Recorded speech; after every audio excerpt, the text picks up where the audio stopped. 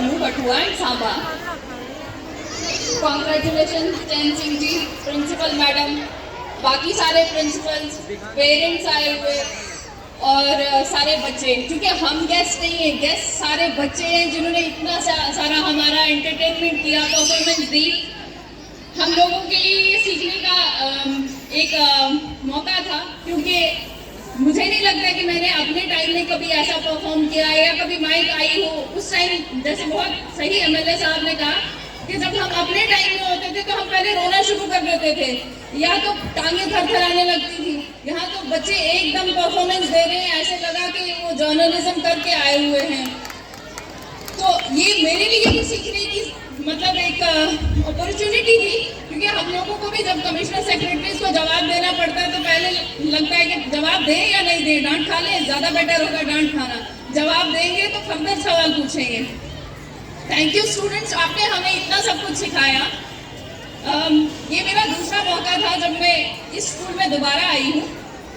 हर साल performance increase ही होती है, क्योंकि स्कूल का नाम लिटिल फ्लावर्स रखा गया, बट यहाँ पे एक्चुअली डायमंड्स बन रहे हैं, डायमंड्स को चिजल किया जा रहा है। कंटिन्यू द स्पिरिट सर, आप हर साल जो है ऐसा क्राउन बना रहे हैं जिसमें आप डायमंड्स ऐड ऑन करते जा रहे हैं।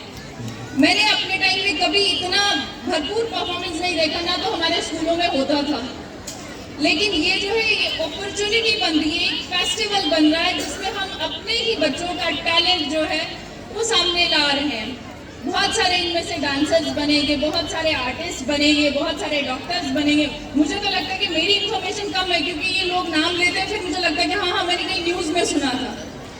पिछले साल 26 जनवरी में यहाँ थी तो तब भी मैंने इनके सारे वो प्रोग्राम्स देखे, फंक्शंस देखे जिनमें ये मोमेंटोज लेके चल रहे होते थे। मुझे लगता था कि शायद मेरी इन्फॉर्मेशन कम है, मैंने न्यूज़पेपर पढ़ना छोड़ दिया, लेकिन ऐसे स्कूलों में आते हुए या इनके फंक्शंस देखते हुए हमें लगता है कि भाई we need to go back, इनसे सीखने की ज़रूरत है अगर हम रेगुलर न्यूज़पेपर में नहीं आ रहे हैं या नहीं पढ़ पा रहे हैं। थैंक यू सो मच, आप इतना अच्छा कर रहे हो। बस कुछ चीज़ें हैं जो हम पेरेंट्स को भी ध्यान रखनी है, क्योंकि हमें भी फ्यूचर अपना स्टार्ट करना है। तो आप एक्सेप्टेंस एंड टॉलरेंस यहाँ पे भरपूर देखने को मिला। हर एक रिलीजन, हर एक कास्ट, हर एक जेंडर, हर एक सेक्स को एक्सेप्ट किया गया है डिफरेंट प्रोग्राम्स के थ्रू। ये कंटिन्यू करना है हमने स्पिरिट, क्योंकि हमने आजकल देखा है कि इनटॉलरेंस जैसी एक्टिविटीज़ बहुत ज़्यादा हो गई हैं, तो ये स्टूडेंट्स भी इनटॉलरेंट हो जाते हैं कभी कभी, क्योंकि वो एक दूसरे को बुली करने लग जाते हैं। तो आप अपने बच्चों को स्कूल कंटिन्यूसली भेजिएगा, क्योंकि इससे स्पिरिट ऑफ कॉपरेशन आपका बढ़ता जाएगा, इनका बढ़ता जाएगा, तो फ्यूचर हमारा बेटर होगा, सोसाइटी हमारी बेटर होगी। ये हमने ध्यान देना है कि हमने अपने बच्चों को रेगुलरली स्कूल भेजना है। दूसरा, टाइम मैनेजमेंट। सर ने बहुत खूब कहा कि आपको अपना टाइम बहुत अच्छे से मैनेज करना है, क्योंकि हर जगह जो है ये कहते हैं ना 1 मिनट की देर रहेगी, अगर मैं 1 मिनट जल्दी कर जाता या 1 मिनट में हो जाता, वो 1 मिनट आपने पहले मैनेज करना है। वो मैनेजिंग तभी हो सकती है जब आप रेगुलरली प्रैक्टिस करते हो। तो प्रैक्टिस घर बैठे कभी नहीं होती है, हमने भी पढ़ाई की, लेकिन at the end of the day जब मार्केट में जाओ तो अपना कंपैरिजन दूसरे के मुकाबले में ही होता है। आज भी देख लो, सक्सेस मिश्रा जी के बेटे के इतने मार्क्स आए, तिवारी जी की बेटी ने तो पोजीशन ही पा ली। तो वो सक्सेस का मेजरमेंट आपका स्कूल में ही हो सकता है, इसलिए स्कूल आना अपने बच्चों को बंद नहीं करवाना है। डिसिप्लिन, पंक्चुअलिटी आपको कंटिन्यू करनी है। तीसरी चीज़ है एक्सपोजर टू कंटेंट। आजकल मोबाइल हर किसी के पास है, थैंक्स टू कोविड छोटे बच्चों के पास भी आ गया, स्कूल वहीं से ज्वाइन करना था। तो आपने अपने बच्चों का कंटेंट जो है रेगुलेट करना है, ताकि वो फिल्थी या अनएक्सपोज कंटेंट की तरफ ना जाएं।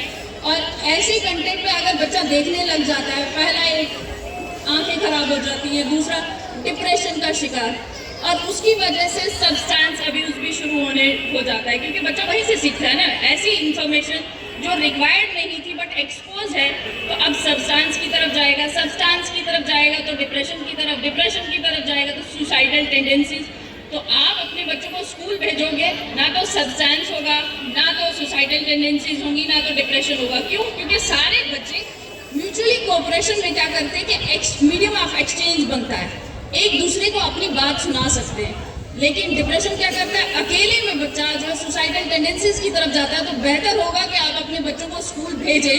और मुझे लगता है कि इस तरह का कार्यक्रम अगर स्कूल में कंटिन्यू करते हैं तो बच्चा बहुत सारी चीज़ें भूल भी जाता है, जो बहुत अच्छी चीज़ है। और स्कूल में फ्रेंड बहुत अच्छे बनाने चाहिए। स्कूल की फ्रेंडशिप बहुत कैरी फॉरवर्ड करती है, तो वो आपने अपने बच्चों को फ्रेंड्स बनाने देने हैं, ताकि जो बात आपका बच्चा आपसे नहीं कर पाता हो, आपके अपने फ्रेंड से कर पाएगा। तो फ्रेंडशिप जो है वो नॉलेज ऑफ एक्सचेंज भी बढ़ाएगा, आपका कॉपरेशन भी बढ़ाएगा, इंटेलिजेंस भी बढ़ाएगा और टॉलरेंस भी बढ़ाएगा। तो मुझे लगता है कि ये सारी चीज़ें मैंने यहाँ पे तो देखी हैं। जिस हिसाब से बच्चों को नर्चर किया जा रहा है या उनका टैलेंट को पॉलिश किया जा रहा है, ये बेस्ट मीडियम है school. Congratulations sir, congratulations madam, adding more feathers, more achievements to your bag. Thank you so much for calling us here. Thank you.